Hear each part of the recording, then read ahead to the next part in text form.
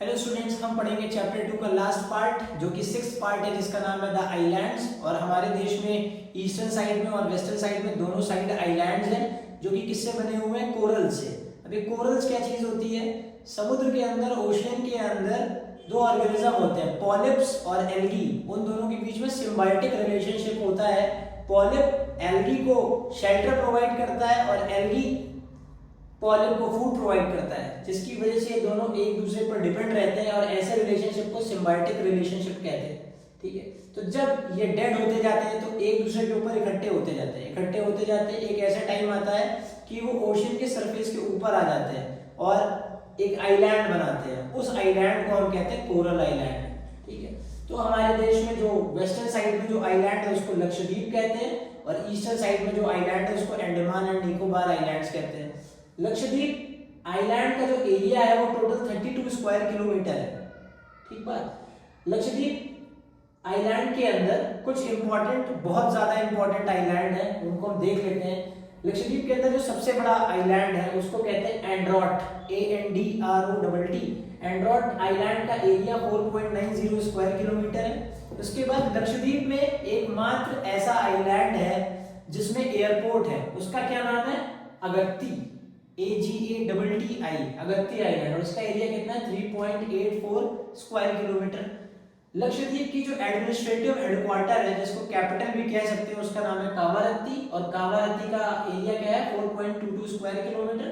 और साथ ही साथ यहाँ पर एक ऐसा भी आइलैंड है जहाँ पर कोई रहता नहीं है एक्सेप्ट बर्ड्स। वहां पर बर्ड सेंचुरी है, जिसका उस आइलैंड का क्या नाम है? पिट्टी बर्ड सेंचुरी, या इसको हम कहते हैं पक्षी पिट्टी बर्ड सेंचुरी। ठीक है, ये पॉइंट हो गया। अब लक्षद्वीप जब यहाँ पर खत्म होगा तो इसके नीचे आएगा मालदीव्स। तो लक्षद्वीप और मालदीव के बीच में जो डिवाइडिंग लाइन है उसको क्या कहते हैं? 8 डिग्री नॉर्दर्न लैटिट्यूड। और जो लक्षद्वीप का जो लास्ट आइलैंड होगा उसका क्या नाम होगा? मिनिकॉय। ये बात समझ में आ गई। अब हम ये जानते हैं कि ये वेस्टर्न कोस्ट है। वेस्टर्न कोस्ट का जो सबसे नीचे वाला पॉइंट है, मैंगलोर से लेके सदर्न पॉइंट जो है उसको हम लोग मालाबार कोस्ट कहते हैं। इसके दो नाम और थे, त्रिवेंद्रम कोस्ट या केरला कोस्ट। यहाँ से अगर हमें लक्षद्वीप पहुंचना है तो सबसे नियरेस्ट जो रूट होगा वो कोचीन से जाना होगा हमें 222 किलोमीटर। और अगर हमें अगत्ती आइलैंड पे जाना है तो 460 किलोमीटर हमें ट्रैवल करना होगा। अब हम चलते ईस्टर्न आइलैंड्स की तरफ, जिनका नाम है अंडमान एंड निकोबार आइलैंड्स। ऊपर के जो 4 आइलैंड है उनके ग्रुप को अंडमान कहते हैं। नीचे के जो 3 ग्रुप हैं इनके ग्रुप को कहते हैं निकोबार आइलैंड्स। और अंडमान और निकोबार आइलैंड के बीच में जो डिवाइडिंग लाइन है उसको कहते हैं 10 डिग्री चैनल। ठीक है, अब देखते हैं कि जो 4 गोले हैं, ये जो 4 आइलैंड है इनके क्या क्या नाम है। जो सबसे ऊपर वाला आइलैंड है उसका नाम है नॉर्थ अंडमान। नॉर्थ के बाद जो आ रहा है उसका नाम है मिडिल अंडमान। उसके बाद साउथ अंडमान, उसके बाद लिटिल अंडमान। साउथ अंडमान और लिटिल अंडमान के बीच में एक पैसेज पड़ता है। पैसेज क्या चीज होती है? एक स्ट्रेटेजिक रूट होता है जहां से एक्सपोर्ट इंपोर्ट होता है देश विदेश का। ठीक है, या वहां से कोई इंपॉर्टेंट नेवी फ्लीट जा रही होती है, तो एक स्ट्रेटेजिक रूट होता है वो। तो साउथ अंडमान और लिटिल अंडमान के बीच में पड़ता है डंकन पैसेज। ठीक है, बहुत इंपॉर्टेंट क्वेश्चन था। और जो निकोबार आइलैंड है, अब जो नीचे वाले 3 आइलैंड है उनको हम देख लेते हैं। जो नीचे में जो सबसे ऊपर है उसका नाम है कार निकोबार। उसके बाद लिटिल निकोबार, उसके बाद ग्रेट निकोबार। ग्रेट निकोबार वही जगह है जहां पर इंदिरा पॉइंट था जो कि 2004 की सुनामी में सबमर्ज हो गया। और इसकी लैटिट्यूडनल वैल्यू क्या थी? 6 डिग्री 45 मिनट नॉर्दर्न लैटिट्यूड। जो ये इंडिया का सबसे सदर्न मोस्ट पॉइंट, और ये इक्वेटर के बहुत पास है। देख रहे हो 6 डिग्री है तो इक्वेटर 0 डिग्री पर होता है, तो यहाँ पर कैसा क्लाइमेट रहेगा? हमेशा इक्वेटोरियल क्लाइमेट रहेगा। अब हमारे देश में कुछ वोल्केनो भी है। एक ऐसा वोल्केनो है जो डोरमेंट हो गया, जैसे कई सालों से उसमें कोई इरप्शन नहीं हुआ, उसका नाम है नारकोंडम डोरमेंट वोल्केनो।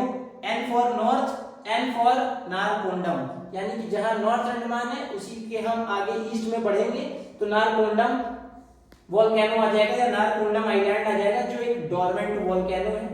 और हमारे देश में एक एक्टिव वोल्केनो भी है, और ये एक्टिव वोल्केनो कहाँ पड़ता है? ये पड़ता है साउथ अंडमान के ईस्ट में, जिसका नाम है बैरन आइलैंड।